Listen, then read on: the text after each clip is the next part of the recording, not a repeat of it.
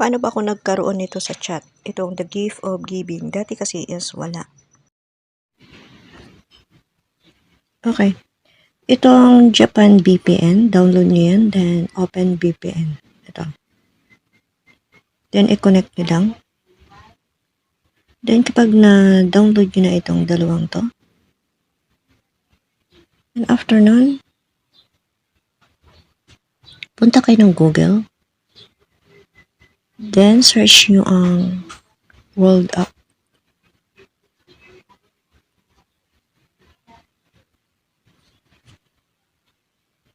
Ayan. May lumabas dito sa Google Play na World App. Open nyo. I-update ang nakalagay dito. Actually, takot akong mag-update pero update ko na lang din. Ayan.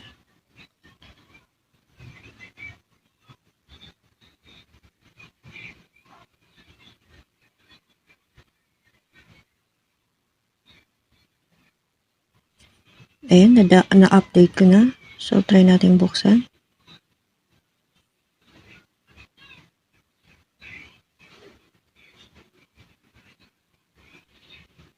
Sa chat naman, wala pa rin. Ayan, lumabas yung the gift of giving. Ayan, meron na akong gift of giving. Lumabas na siya. Dati kasi wala akong ganun. Ayan, so, dahil sa isang VPN na to. Ito po, gamit ko Japan VPN and Open VPN po ang gamit ko. Then, lumabas na po itong the gift of giving. Ayan. So, dati kasi is hindi. So, ayan. Then, pindutin ko itong choose a friend. Then, pwede nang makapag-send sa kapwa verified user ng World App.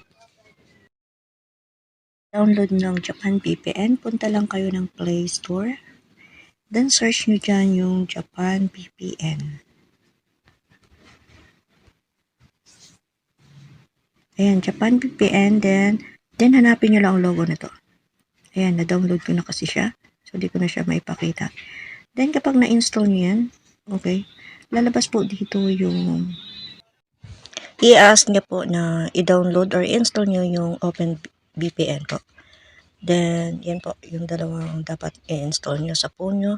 Then, allow nyo lang na i-open yung VPN or magkaroon ng VPN yung phone niyo. Ayan. So, hayaan nyo lang na open yung VPN while opening the World App.